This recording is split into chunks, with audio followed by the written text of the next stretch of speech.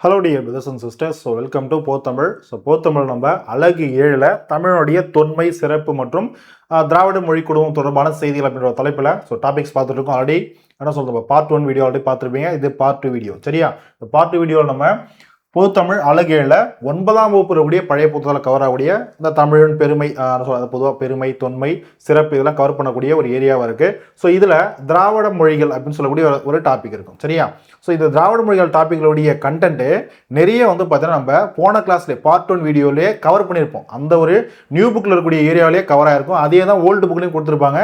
அப்போ எக்ஸஸாக திரும்ப ரிப்பீட்டடான கண்டென்ட் இதில் நான் கொடுத்துருக்க மாட்டேன். சரியா, அது நீங்கள் படிச்சிட்டிங்கனாவே சூப்பர். ஓகேவா, அதே கண்டென்ட் இதில் இருந்ததெல்லாம் நம்ம படிக்க வேண்டிய அவசியம் கிடையாது, நம்ம அங்கே படிச்சிருவோம். ஓகேவா, ஸோ அப்போ அதில் இல்லாத எக்ஸ்ட்ரா கொடுத்துக்கூடிய விஷயத்தை மட்டும்தான் இங்கே நான் கவர் பண்ணியிருக்கேன். தயவுசெய்து நீங்கள் அதை மட்டும் கவர் பண்ணிக்கோங்க, படிச்சுக்கோங்க. சரியா, ஸோ கிளாஸை கவனிங்க, பார்த்துக்கலாம். ஸோ அப்போ திராவிட மொழிகள் அப்படின்றதுல திராவிட மொழிகள் அந்த 3 வகையை என்ன சொல்லுது, நம்ம 3 பிரிவுகளாக பிரிக்கிறோம். மொழி குடும்பங்களை சார்ந்தது அது 4 வகை. அதில் திராவிட மொழி குடும்பம் இருக்குது. அதாவது திராவிட மொழி குடும்பம் 3ஆக பிரிக்கிறோம். ஸோ வட, தென், நடு இதெல்லாம் பார்த்தோம். ஓகேவா, அதெல்லாம் அட்டவணைப்படுத்திருப்போம். என்னென்ன திராவிட மொழிகள் எந்தெந்த எந்த ஒரு வகையை சார்ந்தது, நடு திராவிடமா, தென் திராவிடமா, வட திராவிடமா, இதெல்லாம் நம்ம பகுதி 1லேயே பார்த்துரும் இல்லையா. அதாவது நியூ புக்கு பேஸ் பண்ணியே பார்த்துரும். ஓல்டு புக்லேயும் அதே கண்டென்ட் தான் கொடுத்துருப்பாங்க. அதனால் நம்ம திரும்ப அதை பார்க்க வேண்டிய அவசியம் கிடையாது, அங்கே படிச்சிங்கனாவே போதும். ஓகேவா, அடுத்து பாருங்க, அதில் இல்லாத எக்ஸ்ட்ரா இன்ஃபர்மேஷன் நம்ம பார்க்கலாம். பாருங்க, லெமூரியா கண்டம் கொடுத்துருப்பாங்க. ஸோ லெமூரியா கண்டத்தினுடைய அதன் பகுதி தான் பார்த்தீங்கன்னா என்னது, நம்முடைய குமரி கண்டம். ஓகேவா, ஸோ இந்த லெமூரியா கண்டம் சொல்லக்கூடிய நம்முடைய குமரி கண்டம் கடற்கோளால் கொல்லப்பட்ட, அதாவது சுனாமி, பொதுவாக கடலில் மூழ்கி இருக்க கடற்கோளால் கொல்லப்பட்ட பழந்தமிழர் குமரி கண்டம் ஆகும். ஓகேவா, குமரி கண்டம் அதில் தான் இருந்துச்சு. சரியா, இந்த குமரி கண்டத்தில் சிம்பிளா ஒன்று சொல்லணும்னா, இப்போ தென்னிந்தியா அப்படி இருக்கு இல்லையா. ஓகேவா, இங்கே இலங்கை இருக்கா. ஓகேவா, இப்போ இதெல்லாமே ஃபுல்லாக கடல் பகுதி இருக்கு, நம்மளுக்கு தெரியும். ஆனால் இதுக்கு முன்னாடி இந்த ஏரியா எல்லாமே பார்த்தீங்கன்னா நிலப்பகுதியாக இருந்துச்சு. ஓகேவா, இலங்கை உள்பட அந்த குமரி கண்டத்தில் இருந்த இருந்தது. அங்கெல்லாம் பார்த்தீங்கன்னா என்னது, இந்த பகுதி மட்டும்தான் என்ன சொல்ல கடலையை தவிர இது எல்லாமே நிலப்பகுதியாக இருந்துச்சு. இந்தாண்ட மடகாஸ்கர் வரைக்கும் நிலப்பகுதியாக இருந்துச்சு அப்படின்னு சொல்லியிருப்பாங்க. ஓகேவா, ஸோ இந்த இலங்கையிலேருந்து இந்த பகுதி தான் பார்த்தீங்கன்னா என்னது, மேருமலை சொல்கிறோம். மேருமலைன்னு நம்ம இலக்கியங்களை இமயமலைன்னு படிச்சிருக்கோம் இல்லையா. ஆனால் மேருமலை நம்மளுடைய குமரி கண்டத்தில் இருந்த ஒரு இமயமலை மாதிரி. ஓகேவா, அதுதான் மேருமலைன்னு சொல்லியிருப்பாங்க. சரியா, இது இல்லாமல் பாருங்க, பகுளி ஆறு, குமரி ஆறு, பெரியாறு. பாருங்க, குமரி ஆறு, பெரியாறு, பகுளி ஆறு. சரியா, ஸோ இப்படிதான் இருந்திருக்கும், இப்படிதான் இருந்துச்சு. ஆனால் இப்போ கடற்கோளால் கொல்லப்பட்டதுனால இப்போ நம்ம தமிழ்நாடு இருக்கு, இங்க இலங்கை தீவு மட்டும் இருக்கு. சரியா, அதான் அவங்க சொல்லியிருப்பாங்க. சரியா, அப்போ கடற்கோளால் கொல்லப்பட்ட பழந்தமிழ் குமரிக்கண்டம், இக்குமரிக்கண்டம் மேருமலை இருந்துச்சு, பருளி ஆறு இருந்துச்சு, குமரியாறு இருந்துச்சு, பேரியாறு இருந்துச்சு போன்ற இயற்கை பிரிவுகளை கொண்டிருந்தது. ஓகேவா, அடுத்து பாருங்க, முன்னை திராவிட மொழி என்னது, தமிழ். அப்ப என்னது, மூத்த மொழி, ரொம்ப தொன்மையான மொழி என்று சொல்லக்கூடிய சொற்கள் தான் இந்த சொற்கள் தான். இது எல்லாத்துக்குமே எதுக்கு பொருந்தும், நம்ம தாய்மொழி தமிழுக்கு தான் பொருந்தும். சரியா, அப்போ முன்னை திராவிட மொழி என்னது, தமிழ். மூல திராவிட மொழியும் என்னது, தமிழ் தான். திராவிட மொழிகள் அனைத்துக்கும் மூல மொழி என்னது, அதுவும் தமிழ் தான். எப்படி சொன்னாலும் தமிழ் தான். சரியா, தொன்மையான திராவிட மொழி என்னது, திராவிட மொழியில தொன்மையானது தமிழ் தான். ஓகேவா, ஒரு திராவிட மொழி கூறுகள். சரியா, திராவிட மொழிகளுக்கு இருக்கக்கூடிய கூறுகள்ல 80% திராவிட மொழிகளுடைய கூறுகளை கொண்ட ஒரே மொழி தமிழ் தான். ஓகேவா, அப்போ 80% அளவுக்கு திராவிட மொழி கூறுகளை கொண்டுள்ள ஒரே மொழி திராவிட மொழி தமிழ் தான். ஓகேவா, சரியா, இதெல்லாம் ஜஸ்ட் அந்த புத்தகத்தில் இருக்கக்கூடிய என்சிஆர்டில் இருக்கக்கூடிய கண்டென்ட். சரியா, ஓகே, அடுத்து பாருங்க. ஸோ தமிழனுடைய சிறப்பை சொல்ற மாதிரி, ஸோ தொன்மை, தமிழ் எப்படிப்பட்டது, தொன்மையானது, தனித்தன்மை வாழ்ந்தது, மொழிகளுடைய தாய், சொல்வளம் மிக்கது, இலக்கண வளமுடையது, சிந்தனை வளமுடையது, கலை வளமுடையது, பண்பாட்டு கூறலை, பண்பாட்டு கலை நம்மளும் சொல்லி கொடுத்துருக்கு. இவற்றுடன் பன்னாட்டு மொழியாகவும் விளங்குகிறது. அப்படின்றது நிறைய இடத்துல நம்ம தமிழர்கள் நம்மளோட தமிழ் மொழி வாழுது இல்லையா, அதான் பன்னாட்டு மொழியாக விளங்கக்கூடிய தன்மை பெற்ற மொழியை தான் என்ன சொல்லுவாங்க, பொதுவாக செவ்வியல் மொழின்னு சொல்லுவாங்க, கிளாசிக்கல் லாங்குவேஜ்னு சொல்லுவாங்க. அதனால தான் நம்மளுடைய தமிழ் செவ்வியல் மொழியா, ஆமாம், தமிழ் செவ்வியல் மொழி, கிளாசிக்கல் லாங்குவேஜ். ஓகேவா, இந்த சிறப்புகள் எல்லாமே நம்ம தமிழ் மொழிக்கும் இருக்கு. சரியா, ஓகே, அடுத்து அவ்வளோதான், அதில் கண்டென்ட் அவ்வளோதான். ஆக்சுவலாக வந்து பார்த்தீங்கன்னா பழைய புக்கில் நைன்த் ஸ்டாண்டர்ட் கூடிய அந்த ஒரு திராவிட மொழிகள் அப்படின்னு சொல்லி அந்த ஒரு டாபிக் பெருசாக இருக்கும். ஆனால் அதனுடைய பெரும்பாலான டாபிக் நம்ம போன பார்ட்லேயே பொது புக்கில் கவர் பண்ணதுனால அது அவ்வளோதான், சிம்பிளாக முடிஞ்சிச்சு. சரியா, ஓகே, அடுத்து பாருங்க, பொது தமிழ் அழகு 7 சேம் 10ஆம் வகுப்பு பழைய புத்தகத்தில் இருக்கக்கூடிய ஒரு தலைப்பு. என்ன தலைப்பு, உயர்தனி செம்மொழி அப்படின்னு கொடுத்துருப்பாங்க. ஓகேவா? இதுல நம்முடைய உயர்தனி செம்மொழி, நம்முடைய தமிழை பற்றி போற்றி நம்முடைய அறிஞர்கள் என்னென்ன கருத்துக்களை சொல்லியிருக்காங்க அப்படின்னு படிக்கிறதா முக்கியமான பார்ட்டா இருக்கும். சரியா? பார்த்துருவோமா? உயர்தனி செம்மொழி டாபிக். ஓகேவா? இந்த மேற்கோள்கள், இந்த கோட் ரொம்ப ரொம்ப முக்கியம். பார்த்துடலாமா? அங்க பாருங்க, வீருடை செம்மொழி தமிழ்மொழி உலகம் வேரூன்றிய நாள் முதல் உயிர்மொழி. சொன்னது யாரு? பாவலரேறு. யாரு? பெருஞ்சித்திரனார் அவர்கள். அடுத்து பாருங்க, பரிதிமார் கலைஞர். திருந்திய பண்பும் சீர்த்த நாகரிகமும் பொருந்திய தூய மொழி தமிழ் செம்மொழியாம். சொன்னது யாரு? பரிதிமார் கலைஞர். ஓகேவா? எல்லாம் பாடலுடைய வரிகள் மாதிரி முக்கியமான ஒரு மேற்கோள்கள் மாதிரி யாரை சொன்னது, தமிழுடைய சிறப்பை பத்தி யார் எப்படி புகழ்ந்திருக்காங்க அப்படின்னு பார்க்கறதா இந்த ஒரு பகுதி. ஓகேவா? முக்கியமான ஒரு விஷயம். அடுத்து பாருங்க, பாவாணர். இது நம்ம பாவாணர் டாபிக்லேயே இப்போ தேவநாய பாவாணர் படிக்கும் போதே பார்த்துருப்போம் அவருடைய மேற்கோள்கள்ல. ஓகேவா? தமிழ் தொன்மையானது முன்மை, நுண்மை, திண்மை, ஓகேவா, எண்மை, ஒன்மை, இனிமை, தனிமை, இளமை, வளமை, தாய்மை, தூய்மை, மும்மை, செம்மை, இயன்மை, வியன்மை என வரும். சரியா? என வரும் 16 செவ்வியல். நல்லா பாருங்க, எத்தனை? 16 செவ்வியல் தன்மைகளை கொண்டது செம்மொழி. அதுதான் நம்மொழி. எனது தமிழ் மொழியை சொல்றாரு. ஓகேவா? இவ்வளவு பண்புகளை கொண்டது. சொன்னது யாரு? பாவாணர் அவர்கள். இதெல்லாம் நம்ம அங்கேயே எக்ஸ்பிளைன் பண்ணியிருப்போம். இப்போ நுண்மைனா என்ன, செம்மை, இயன்மைனா என்ன, வியன்மைனா என்ன, இதெல்லாம் நம்ம பாவாணர் டாபிக்ல எக்ஸ்பிளைன் பண்ணியிருப்பேன். அங்க படிங்க. ஓகேவா? அடுத்து பாருங்க, 2000 ஆண்டுகளுக்கு மேற்பட்ட வரலாற்று தொன்மையுடைய மொழிகள் தமிழ், சீனம், சமஸ்கிருதம், லத்தீன், கிரேக்கம், ஈப்ரு. ஓகேவா? ஈப்ருனாலும் ஹீப்ரு அப்படின்னாலும் ரெண்டும் ஒரே மொழி தான். சரியா? ரெண்டும் ஒரே மொழி தான். இந்த மொழிகள்லாம் மிக தொன்மையான மொழிகள் அப்படின்றத கொடுத்துருக்காங்க. இதுலயும் இந்த தொன்மையான மொழிகளை வழக்கிழந்து அது அதிகமாக யூஸ் ஆகாம வழக்கிழந்து போன ஒரு தொன்மையான மொழிகள் பார்க்கும்போது லத்தீன், ஹீப்ரு. லத்தீன் மொழிலாம் இப்போ நிறைய பேர் பேசுறாங்க, எழுதுறாங்க, பார்த்துருக்கீங்களா? ரொம்ப ரொம்ப மிக மிக குறைவு இல்லையா? ஓகேவா? அதெல்லாம் இப்போ பெரும்பாலும் புழக்கத்திலே கிடையாது. அதான் வழக்கிழந்த மொழிகள்னு சொல்றாங்க. அடுத்து பாருங்க, தமிழ் மொழி இவ்வளவு காலகட்டத்துக்கும் நிலைச்சிருக்குது. இவ்வளவு காலங்களும், இவ்வளவு நூற்றாண்டுகள், என்ன சொல்றது, ஆயிரம் ஆண்டுகள் தாண்டி நம்ம நிலைச்சிருக்கு, இன்னமும் வளர்ந்துகிட்டே இருக்கு அப்படின்னா அதுக்கு ஒரு மொழி ஒரு செவ்வியல் அந்தஸ்தை பெற்றிருக்கணும். அதாவது கிளாசிக்கல் லாங்குவேஜ் அந்தஸ்தை பெற்றிருக்கணும். நிறைய பார்த்தீங்கன்னா அந்த செவ்வியலுக்கான கூறுகளை கொண்டிருக்கணும். சரியா? ஒரு ஃபீச்சர்ஸ்ன்றது இருக்கும் இல்லையா? அப்போ அப்படிப்பட்ட நம்முடைய செம்மொழி எப்படிப்பட்ட பண்புகள்லாம் கொண்டு இருக்கு அப்படின்ற ஒரு சின்ன ஒரு லிஸ்ட் அவுட் பண்ணி கொடுத்துருப்பாங்க. பார்க்கலாமா? பாருங்க, தமிழ் இலக்கண வளம் பிறந்தது, இலக்கிய வளம் பிறந்தது, இலக்கண அரண் மிகுந்த சொல்வளம், நிறைய சொல்வளங்கள் இருக்கு, வரலாற்று பின்னணியை கொண்டது, அதாவது காலங்காலமா நம்முடைய வரலாறு. அடுத்து தனித்து இயங்கும் மாண்பு, எந்த மொழியோடைய துணையும் இல்லாம தனித்து இயங்கக்கூடிய ஒரு மாண்பை கொண்டிருக்கு. காலத்துக்கேற்க புதுமை அப்படின்னது, காலத்துக்கு தகுந்த மாதிரி நம்ம மொழி அப்டேட் ஆகிட்டே இருக்கும். ஓகேவா? எத்தனை ஜென்ரேஷன் போனாலும் சரி, நம்முடைய மொழி அறிஞர்கள் என்ன பண்ணுவாங்க, கண்டிப்பா ஏதோ ஒரு சொல்லுக்கான ஒரு பொருள் தெரியலையா, கண்டிப்பா ஒரு பொருள் அதுக்கு கொடுப்பாங்க, ஒரு சொல்லுன்றதை உருவாக்கிடுவாங்க. ஓகேவா? அப்போ அப்டேட் ஆகிட்டே இருப்போம்.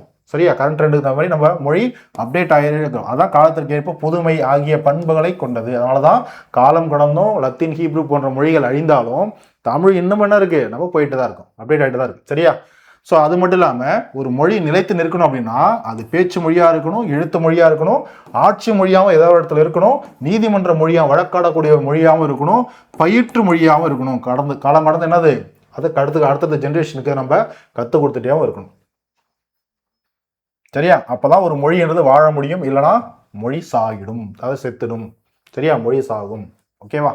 ஓகே, அடுத்து பாருங்க, செம்மொழியானது ஒரு செம்மொழின்னு இருக்குன்னா, ஒரு கிளாசிக்கல் லாங்குவேஜ் இருக்கணும் அப்படின்னா இந்த மாதிரி 11 தகுதி கோட்பாடுகள் கொண்டு இருக்கணும் அப்படின்றது பாருங்க முஸ்தபா அவர்கள் சொல்லியிருப்பார். ஓகேவா? நம்ம தேவநாய பாவாணர் ஒரு 16 டைம் சொல்லியிருப்பார் இல்லையா, ஒரு 16 ஒரு பண்புகளை தமிழ் மொழி கொண்டிருக்குன்னு சொல்லியிருப்பார் இல்லையா. இவர் என்ன சொல்ல பாருங்க, 11 தகுதி கோட்பாடுகளை ஒரு செம்மொழி கொண்டிருந்தது அப்படின்னா அதான் ஒரு சிறந்த மொழி, அதான் செம்மொழிக்கான அந்தஸ்து அப்படின்னு சொல்றாரு. ஓகேவா? பாருங்க, ஒரு செம்மொழியானது தொன்மையாகவும் இருக்கணும், பிறமொழி தாக்கம் இல்லாமலும் தனித்து இயங்கக்கூடிய மாண்புன்றது இருக்கணும், தாய்மை, தனித்தன்மை, இலக்கிய வளம், இலக்கண வளம் இருக்கணும், பொதுமை பண்பு இருக்கணும், நடுநிலைமையா இருக்கணும், பண்பாட்டு கலைகள், பட்டறிவு போன்ற என்னது நுணுக்கங்கள் இருக்கணும் அந்த மொழியில. அது இலக்கியம் சார்ந்து எப்படியோ இருக்கணும். ஓகேவா? அடுத்து உயர் சிந்தனைன்றது இருக்கணும், கலை இலக்கிய தனித்தன்மை இருக்கணும், மொழி கோட்பாடுன்னு ஒன்று இருக்கும், அது இலக்கணம் சார்ந்து பொதுவாக மொழி கோட்பாடுன்னு ஒன்று இருக்கணும். இந்த மாதிரி 11 தகுதி கோட்பாடுகளை கொண்டிருப்பதாக அறிவியல் அறிஞர் யாரு? தமிழறிஞர் முஸ்தபா அவர்கள் வரையறுத்துள்ளார். ஒரு செம்மொழினா இதெல்லாம் இருக்கணும். ஓகேவா? இதெல்லாம் இருக்கா? அதனாலதான் நம்ம தமிழ் மொழியை செம்மொழியை நம்ம சொல்றோம். ஓகேவா? நிறைய மொழிகள் செம்மொழி நாங்கள் வாங்கிட்டோம் சொல்லிட்டு அந்தஸ்தை வாங்கிக்கிறாங்க. இதெல்லாம் இதில் இருக்கான்றது கிடையாது. இதுல இருந்து போனதான் எல்லா மொழிகளும். ஓகேவா? ஸோ ஓகே, இருந்தாலும் ஓகே பார்க்கலாமா? அடுத்து பாருங்க, என்று முல தென்மொழி. அதாவது என்று முல எப்பயுமே அதாவது நம்ம காலம் கடந்து காலங்காலமா நம்ம நம்ம என்ன சொல்ற பாரதியார் சொல்லுவார் இல்லையா? ஓகேவா? என்று பிறந்தவள் என்று உணராத இயல்படலாம் எங்கள் தமிழ் தாய். அது நம்மளுடைய தாய். ஓகேவா? சொன்னது யாரு? பாரதியார். ஸோ அதே போலதான் கம்பரும் சொல்றாரு, என்று முல தென் தமிழ். ஓகேவா? அதை நம்மளுடைய மொழியுடைய தொன்மையை பழமையை பற்றி சொல்றாரு. ஓகேவா? அடுத்து பாருங்க, கால்டுவெல் அவர்கள் தமிழ் பிராகுய் முதலான வடபுல மொழிகள். இப்போ குருக், மால்தோ, பிராகுய் எல்லாம் பார்க்கறோம் இல்லையா? இந்த மொழிகள்லாம் நம்ம இந்தியாவுடைய கிழக்கு மாநிலங்கள்ல, ஓகேவா, வடகிழக்கு கிட்டத்தட்ட வடகிழக்கு கிட்ட கிழக்கு மாநிலங்களில் இருக்கக்கூடிய ஒரு சில இடங்கள்ல இந்த மொழிகள் பேசக்கூடிய மக்கள் பெரும்பாலும் ஒரு சிறிய அளவு பரவலா பேசிட்டு இருக்காங்க இல்லையா? அப்போ அந்த வடபுலத்தில் இருக்கக்கூடிய மொழிகளுக்கே நம்ம தாய்மொழி தமிழ் தான் என்னது ஒரு ஒரு மூல மொழியா இருக்கு அப்படின்றத சொல்றாரு. ஓகேவா? அப்ப தமிழ் பிராகுய் முதலான வடபுல மொழிகளுக்கும் தாய்மொழியாக விளங்குகிறது. சொன்னது யாரு? கால்டுவெல் அவர்கள். ஓகேவா? கால்டுவெல் அவர்கள். அடுத்து பாருங்க, 1800 மொழிகளுக்கு வேர்ச்சொற்களையும், பாருங்க, இந்தியாவில் இருக்கக்கூடிய 1800 மொழிகளுக்கும் நம்ம வேர்ச்சொல், நம்ம மொழியில இருந்துதான் வேர்ச்சொல் இருந்துதான் நிறைய சொற்கள் உருவாக்கி கொடுத்துருக்கு நம்ம மொழி. அது மட்டும் இல்லாம 180 மொழிகளுக்கு உறவு பெயர்களையும் தந்துள்ளது நம்முடைய தமிழ் மொழி.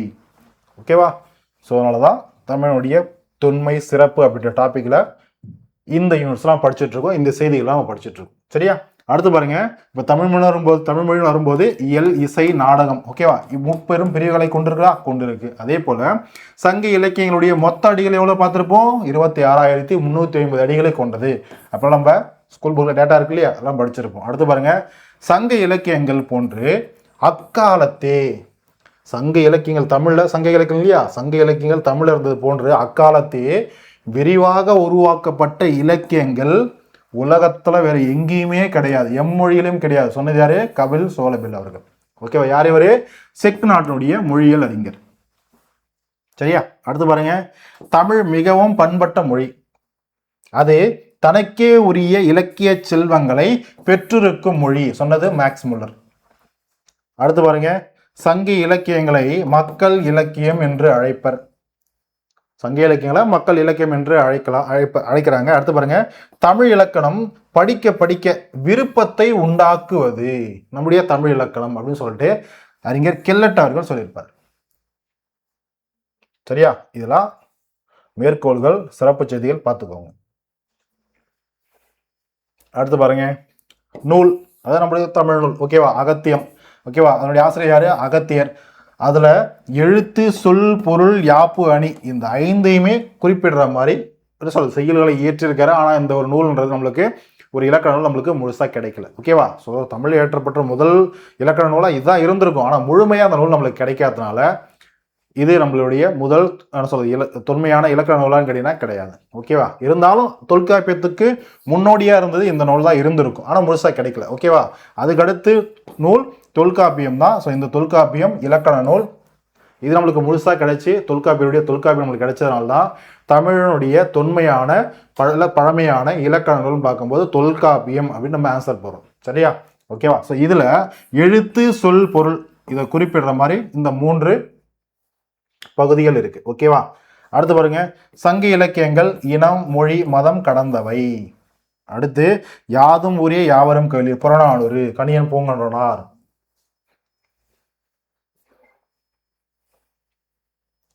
ஓகேவா? அடுத்து பாருங்க, அரசியல் பிழைத்தோருக்கு அறம் கூற்றாகும், சிலப்பதிகாரத்துல சொல்லப்பட்டிருக்கு. ஓகேவா? இன்றைய மொழியியல் வல்லுநர்கள் பேணி பின்பற்றத்தக்க வழிமுறைகளை தொல்காப்பியம் கூறுகின்றது. சொன்னது முனைவர் எமினோ. தமிழ் மொழி சார்ந்த ஆராய்ச்சிகளை மேற்கொண்டிருப்பார் எமினோ அவர்கள். படிச்சோமா? பார்ட் 1ல அவர் தான் அவர். சரியா? அடுத்து பாருங்க, ஒரு மொழிக்கு 33 ஒலிகள் இருந்தாலே போதும் என்பர். பொதுவா ஒரு மொழியை சொல்றாங்க. ஓகே, 33 ஒலிகள் இருந்தாவே போதும். ஆனா தமிழ் மொழி 500 ஒலிகளை கொண்டுள்ளது. அப்போ அந்த அளவு சிறப்பு வாய்ந்த ஒரு மொழி அப்படின்றத சொல்றாங்க, அறிஞர்கள் சொல்லியிருப்பாங்க. அடுத்து பாருங்க, தமிழை செம்மொழி என அறிவித்தல் வேண்டும் என்ற முயற்சி. தமிழை செம்மொழியா, நம்முடைய செம்மொழியா அறிவிக்கணும் அப்படின்ற ஒரு முயற்சி கிட்டத்தட்ட 1901ஆம் ஆண்டுல இருந்து கடைசியா செம்மொழி அந்தஸ்து பெற்ற ஆண்டு 2004ல கொடுத்துருப்பாங்க இல்லையா? அந்த 2004 ஆண்டு வரைக்கும் தொடர்ந்தது. நடுவண் அரசு மத்திய அரசு 2004 தமிழ் மொழியை இந்தியாவுடைய முதல் செம்மொழி கிளாசிக்கல் லாங்குவேஜ் தமிழ் தான் ஃபர்ஸ்ட் அங்கீகாரம் பெற்றிருக்குமா? ஓகேவா? அக்டோபர்ல கொடுத்துருப்பாங்க, அதான் சொல்லியிருப்பாங்க. ஓகேவா? ஸோ இப்போ இந்த மாதிரி நம்முடைய தமிழ் செம்மொழி அந்தஸ்து பெற்ற அந்த காலக்கோடு, ஓகேவா, ஒரு டைம் லைன் பார்த்துருமா? 1901 முதல்ல மதுரை தமிழ்ச்சங்க இதழான செந்தமிழ் அப்படின்றது அந்த இதழ் பேர். ஓகேவா? ஸோ மதுரை தமிழ்ச்சங்கத்தினுடைய இதழ் செந்தமிழ்ல பரிதிமார் கலைஞருடைய உயர்தனி செம்மொழி அப்படின்ற ஒரு கட்டுரை வெளியிடப்பட்டது. ஓகேவா? என்ன தலைப்பு? உயர்தனி செம்மொழி. ஓகேவா? அதுக்கு அடுத்து 17 வருஷம் கழிச்சு 1918 மேலை சிவபுரி சன்மார்க்க சபை, இந்த சபை தமிழை செம்மொழியாக அறிவிக்க வேண்டும் அப்படின்ட்டு தீர்மானத்தை நிறைவேற்றாங்க, ஒரு ரெசல்யூஷனை பாஸ் பண்றாங்க. அதே வருஷம் சைவ சித்தாந்த மாநாட்டில் தமிழை செம்மொழியாக அறிவிக்க வேண்டும் என அவங்களும் தீர்மானம் நிறைவேற்றாங்க. ஓகேவா? அடுத்த வருஷம் 1919 கரந்தை தமிழ்ச்சங்கம், இது எடுத்துருங்க, தமிழ்ச்சங்கம் தமிழை செம்மொழியாக அறிவிக்க வேண்டும் என தீர்மானம் நிறைவேற்றும், இவங்களும் தீர்மானத்தை நிறைவேற்றாங்க. அதுக்கடுத்து 1966 உயர்தனை செம்மொழி என்ற ஆங்கில நூலை யார் வெளியிட்டிருப்பா? தேவநேய பாவாணரால் எழுதி வெளியிடப்பட்டது. ஓகேவா? அடுத்து இதனுடைய தாக்கமா சரியா தொடர்ந்து தமிழுக்கு என்ன சொல்றது, நம்ம செம்மொழிக்கான அங்கீகாரம், கிளாசிக்கல் அங்கீகாரம் வழங்கப்படும் சொன்னதுனால 2003 அதுக்கான ஏற்பாடுகளை மத்திய அரசு கொண்டு வந்து, சரியா 2004 இந்தியாவுடைய முதல் செம்மொழியா கிளாசிக்கல் லாங்குவேஜா தமிழ் அங்கீகாரம் பெற்றிருக்கும். சரியா பார்த்துருப்போமா? படிச்சிருப்போம் ஆல்ரெடி நம்ம. ஓகேவா? சரிதான். ஸோ இன்னைக்கான கிளாஸ் பார்ட் 2 போத்தமிழ் அலகு 7 தமிழன் சிறப்பு, அதாவது தொன்மை, சிறப்பு இல்லை பெருமை, எப்படி வேணும் நீங்கள் எடுத்துக்கலாம். அதே போல் திராவிட மொழிகள் சம்மந்தப்பட்ட தொடர்பான செய்திகள், இந்த டாப்பிக்கில் நம்ம இந்த பார்ட் 2 வீடியோ பார்த்துருப்போம். அழகாக உங்களுக்கு பிடிச்சிருக்கும் நம்புறேன். இதில் சொல்லப்பட்ட டேட்டாஸ் எல்லாமே ரொம்ப இம்பார்ட்டன்ட். இது பேஸ் பண்ணி எக்ஸாமில் கொஸ்டின் கேட்கலாம். ஸோ அழகாக நோட்ஸ் எடுத்துக்கோங்க. சில நோட்ஸ் வந்து பார்த்தீங்கன்னா மெட்டீரியல் குரூப்பில் ஜாயின் பண்ணவங்களுக்கு அதை நான் அப்லோட் பண்ணியிருப்பேன். நீங்கள் அங்கே டவுன்லோட் பண்ணி பிரிண்ட் அவுட் பண்ணி படிச்சுக்கலாம். சரியா? ஸோ மறுபடியும் நம்ம அடுத்த ஒரு வீடியோவில் அடுத்த ஒரு டாப்பிக்கில் பார்க்கலாம். So thank you.